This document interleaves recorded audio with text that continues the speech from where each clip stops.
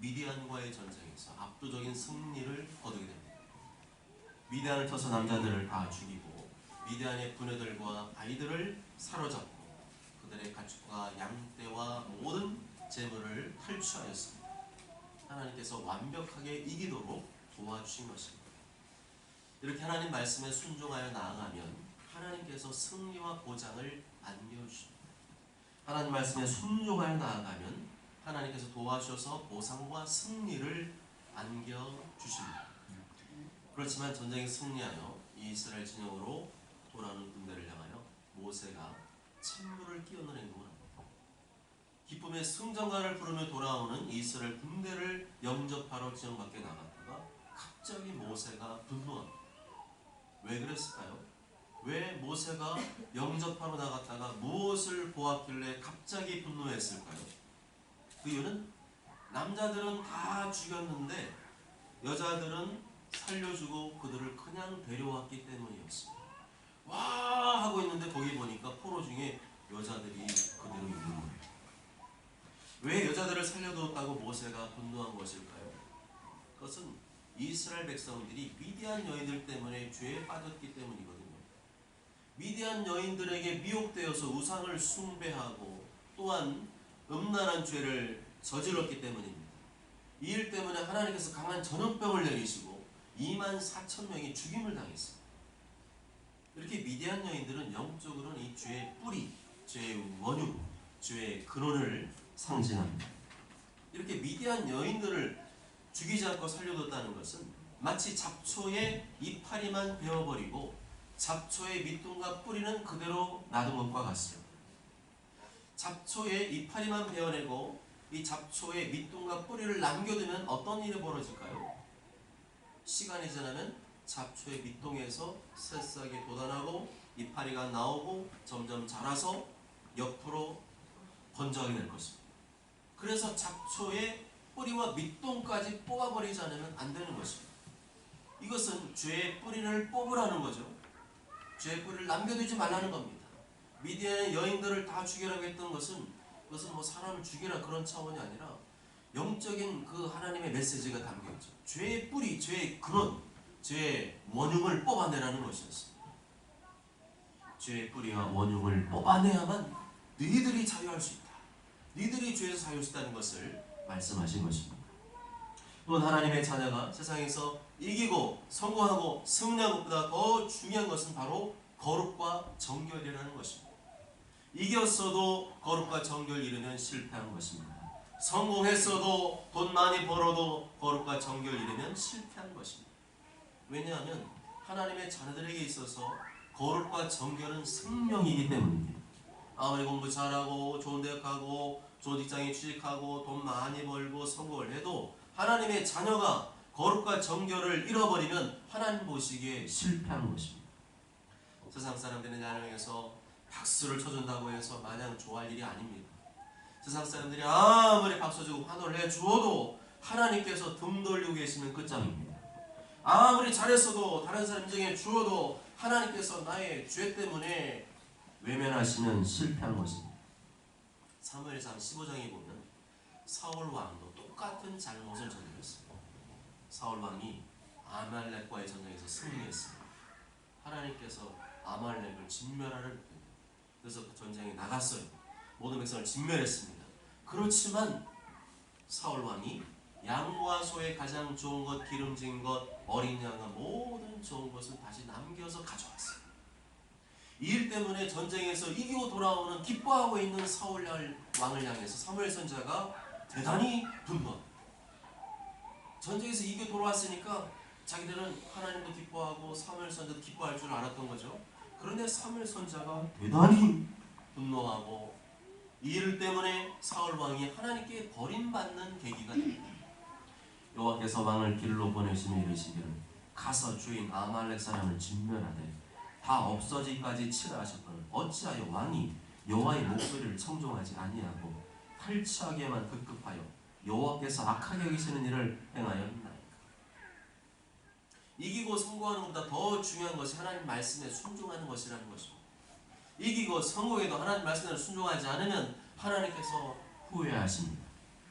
하나님 말씀대로 하지 않으면서 돈 많이 벌고 성공하게 되면 도리어 버림받을 수 있습니다. 어찌하여 왕이 여호와의 목소리를 청종하지 아니하고 탈취하기에만 급급하여 여호와께서 악하게 여기신 일을 행하였나. 하나님 말씀대로 다 진멸을 해야 되는데 진멸하려고 했다 보니까 너무 좋은 게 많은 거예요. 아말렉이 너무 좋은 거 값비싸게 많은 거예요. 저거 너무 아까워. 그래서 그걸 가지고 진멸하지 못하고 그를 탈취하는데 막 정신이 팔렸던 거예요. 왕이 여호와의 말씀을 버렸으므로 여호와께서 왕을 버려 왕이 되지 못하게 하셨네. 미디안과의 전쟁에서 승리한 이스라엘 군대는 이겼어도 이스라엘 진영 안으로 못 들어왔어요. 하나님의 성소가 있는 진영 안으로 못 들어왔어요. 먼저 니들이 하나님 앞에 모든 미디안 군대를 진멸하라고 했는데 여자를 살려둔 죄, 하나님 말씀에 불순종한 죄, 그 죄 문제 처리하지 않으면 절대로 진영 안으로 못 들어온다는 거죠. 하나님께서는 다시금 이스라엘 진영 안으로 들어올 수 있는 방법, 거룩과 정결을 회복하는 방법을 알려주었습니다. 그것은 7일 동안 하나님께 정하신 방법대로 거룩과 정결의 예식을 반드시 거쳐야만 하는 것이었습니다. 7일 동안 모든 거룩과 정결의 예식을 마친 후에 비로소 이스라엘 군대는 하나님의 성소가 있는 진영 안으로 들어올 수 있었습니다. 전쟁에 이기고 승리하는 것보다 더 중요한 것이 하나님과의 관계 회복이라는 거죠. 그렇지 않고서 이스라엘 진영 안으로 무턱대고 들어오는 자는 죽임을 당할 수가 있었습니다. 다시 말하면 아무리 이기고 승리하고 성공해도 거룩과 정결을 회복하지 못하면 그 누구도 거룩하신 하나님을 만날 수가 없다는 것입니다. 자신의 죄와 허물을 철저히 회개하고 돌이키지 않으면 거룩하신 하나님을 만날 수 없다는 겁니다. 아무리 이 시간 내가 예배 시간에 왔다 할지라도 철저히 회개하며 거룩과 정결을 회복하지 않으면 하나님을 만날 수가 없습니다. 거룩과 정결은 내가 하나님 만날 수 있느냐 만날 수 없느냐를 가르는 가장 중요한 기준인 것입니다. 하나님의 자녀들이 이 땅에서 잘되고 성공하고 출세하는 것보다 더 중요한 것이 바로 거룩과 정결입니다.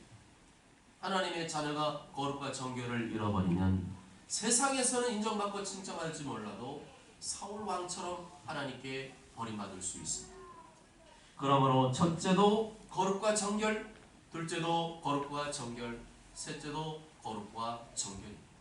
따라해 보실까요?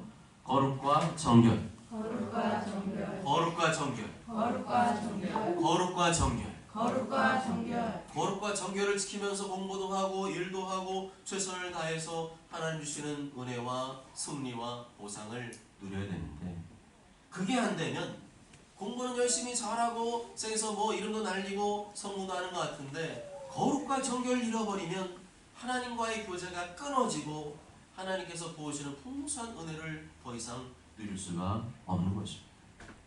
이렇게 거룩과 정결을 회복한 이스라엘 백성들 7일간 진영 밖에서 거룩과 정결 예식을 거쳐서 이제 거룩하고 정결하게 되었죠. 그 다음에 진영 안으로 들어왔을 때 이 이스라엘 백성들에게 처음으로 내리신 명령이 무엇이었습니까? 26절 다 함께 읽습니다. 시작. 너는 제사장의 여자들과 그 중에 수령과 이 사로잡은 사람들과 짐승들을 계수하고 이 사로잡아온 사람들과 짐승들을 계수하는 전쟁 중에 포로로 잡힌 이 사람들과 짐승들의 머릿수를 세하려 보아라. 그걸 통해서 얼마나 하나님께서 큰 승리를 거두게 하셨는지 확인을 하고 하나님께 감사와 찬송을 올려드리라는 것이죠. 이렇게 포로로 잡혀온 사람들과 짐승들의 수를 세웠습니다. 되게 많았어요. 나중에 말씀드리겠지만 그 다음에는 또 뭘 하라고 하셨나요? 그것을 하나님께 정하신 대로 나눠주라고 명령합니다. 27절 다 함께 읽습니다. 시작. 그 얻은 물건을 반번하여 그 절반은 전쟁에 나갔던 군인들에게 주고 절반은 회중에게 주고. 하나님께서 어떻게 나눠주라고요? 그 얻은 물건을 반분해라, 반땅해라.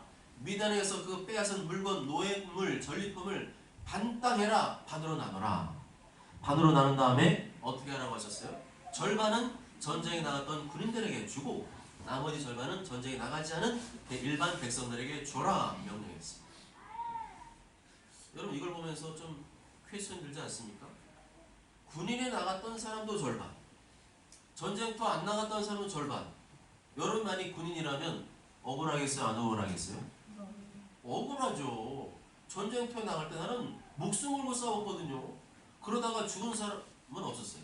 여기 전쟁에서는 한 사람도 하나님께서 희생하지 않게 하셨거든요. 그런데 정말 목숨 걸고 최선을 다해 싸웠거든요. 그리고 돌아왔어요. 그러면 그 보상을 군인들에게 해줘야 되는 거잖아요. 근데 하나님께서 어떻게 하냐고요? 반은 이들이 가지고 반은 이스라엘 백성들이 가지라는 거예요. 아마 인간적인 생각을 가진 사람은 막 화가 났을 거예요. 아니 내가 다 했는데, 내가 피땀 흘리고 이스라엘 원신에서 이 전쟁 승리를 이끌었는데 우리가 그걸 차지해야지. 왜 여기 집에 안에 구석탱이 있었던 사람들, 이 사람들까지 왜 절반을 주라고 하는 거지? 이것은 무엇을 의미할까요? 왜 하나님께서는 전쟁에 직접 참여하지 않은 백성들에게도 절반을 주라고 명령하셨을까요? 그것은 전쟁에 직접 참여하지 않은 백성들에게도 그 승리의 기쁨을 나누라는 것입니다. 그들이 전쟁에 직접 참여하지는 않았지만 그 사람들이 놀고 있었을까요? 이스라엘 군대의 승리를 위해 간절히 기도했을 것이고 간절히 열망하며 응원했을 겁니다. 그 백성들에게도 그 승리의 기쁨을 함께 나누라는 겁니다. 가끔 교회에서 떡을 돌리는 일이 있죠. 요새는 좀 없는 것 같은데 좀 서운해요. 가끔 교회에서 떡을 돌리는 일이 있어요. 나 우리 가족에게 좋은 일이 생겼을 때 떡을 돌리죠. 그것도 왜 돌리는 거예요? 이렇게 막 튀려고 그러는 건가요? 오버하려고 그러는 거예요? 그런 게 아니죠. 성도들과 함께 하나님 주신 기쁨을 나누는 것입니다. 아멘. 사무엘상 30장에 보면 다윗이 아말렉과의 전투에 승리하고 돌아옵니다. 그리고 전쟁에 나가지 않은 사람들, 일반 백성들에게도 다윗이 이 전리품을 나누라 그래요. 그랬더니 악한 자들과 불량배들이 전쟁에 나가지 않은 사람들에게 주지 말라고 막 주장을 합니다. 그런 게 어디 있습니까? 저 사람들 아무것도 안 했는데 우리가 다 먹어야지. 왜 전쟁 나가지 않은 저 사람들도 주라고 합니까? 그때 다윗이 이렇게 말하죠. 쉬운 성경 사무엘상 30장 23절과 24절을 보면 내 형제들이여 그렇게 하면 안 돼요. 여호와께서 우리를 도우셔서 원수들을 물리쳐 이길 수 있었는데 그렇게 하면 되겠어? 여러분이 한 말을 누가 들어주겠어? 남아서 우리의 물건을 지키는 사람이나 나가서 싸운 사람이나 누구나 똑같이 나누어 가져야 하오. 이게 다윗의 대답이었어요. 내가 애쓰고 노력하고 수고해서 얻은 거니까 다 내 것이라고 생각하는 사람은 다른 사람과 그 기쁨을 못 나눕니다. 그저 자기 자신과 자기 가족들에게만 그 기쁨을 나누겠죠. 그렇지만 내가 수고하고 노력해서 얻은 모든 것은 하나님께서 나를 도와주시고 나에게 은혜를 베풀어 주셔서 얻은 것이라고 믿는 사람은 그 기쁨을 나와 내 가족뿐만 아니라 더 많은 사람들, 교회의 성도들과도 함께 나누는 마음을 갖게 될 줄 믿습니다. 이렇게 나의 수고와 노력, 내가 노력하고 애쓰고 헌신해서 얻었다고 생각하는 사람은 다른 사람과 나누는 일에 인색할 수밖에 없습니다. 다 내가 있거든요. 다 내가 있으니까 내가 수고, 내가 힘들게, 내가 어렵게, 내가 얻은 거니까 다른 사람한테 나누기가 어려워요. 반대로 모든 것이 하나님의 은혜였음을 고백하는 사람은 다른 사람과 나누는 일을 기쁘게 여깁니다. 왜요? 하나님께서 하셨기 때문에 그 기쁨을 같이 나누고 싶은 거죠. 이런 하나님 중심의 생활하는 성도는 하나님 마음에 맞는 성도이고, 이런 하나님의 중심의 생각이 없고 내가 수고하고 내가 노력하고 내가 열심히 해서 얻었다고 생각하는 성도는 죄송하지만 사무엘상 30장 22절 말씀에 하면 영적으로는 악한 자요 불량배와 같은 무리에 속한 것입니다. 하나님께서 우리가 영적으로 악한 자들이 되지 않기를 원하십니다. 영적으로 불량배가 되지 않기를 원합니다. 영적인 악한 자 불량배들은 내가 해서 내가 힘들게 해서 얻었는데 왜 이걸 나눠줍니까? 그렇지만 하나님께서는 그러한 영적으로 악한 자 불량배가 되지 않기를 원하십니다. 내가 수고 노력한 건 맞아요. 그렇지만 이 모든 것은 하나님의 은혜로 된 것이라고 생각하는 사람.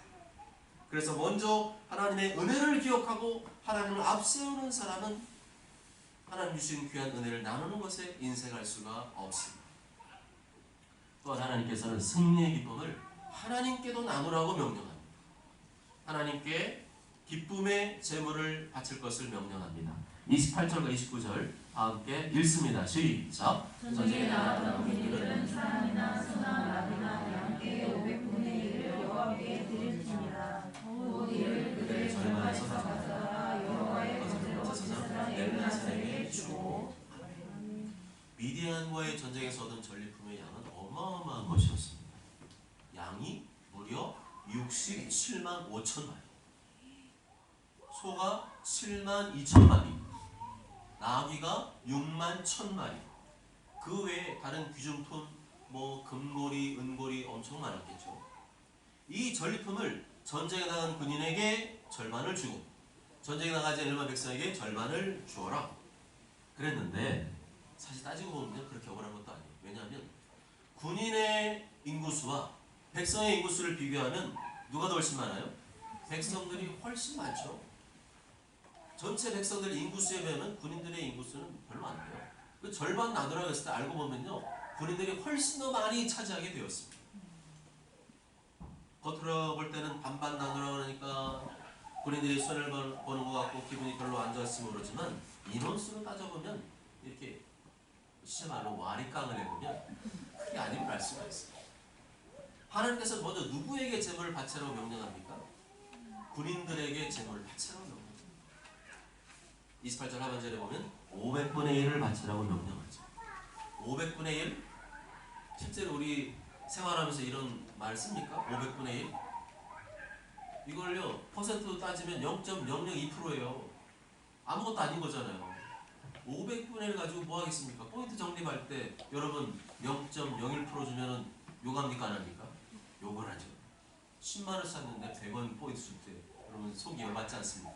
이거를 포인트라고 줘요. 하나님께서 500분의 1을 바치라고 했어요. 0.002%. 마트 가서 주는 포인트보다도 더 적은 분량을 하나님께 제물로 바치라고 합니다. 이것을 하나님께 거제 제사, 들어올리는 제사거든요.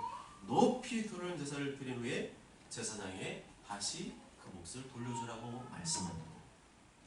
여기는 이런 하나님께 바친 제물은 구약시대는 다 제사장에게 돌려줬습니다. 또한 3절 말씀 보면 성전에서 봉사한 레위인에게도 그 기쁨을 나누라고 명령하죠. 30절 다 함께 읽습니다. 시작. 또 이스라엘 자손이 받은 절반에서는 사람이나 소나 나귀나 양떼나 각종 짐승 50분의 1을 가져다가 여호와의 성막을 받는 레위인에게 주라. 군인들은 지상들에게 얼마를 주라고요? 500분의 1을 주어라. 일반 백성들은 레위인에게 얼마를 줘라? 50분의 1을 주어라. 왜 또 이 비율이 다를까요? 상식적입니다. 제사장의 수보다 레위인 수가 훨씬 더 많기 때문에 그렇죠. 또한 제사장에게는 500분의 1을 주고 레위인에게는 50분의 1을 주라고 명령하신 것은 이 시대를 살아가는 교회의 성도들에 대한 메시지이기도 합니다.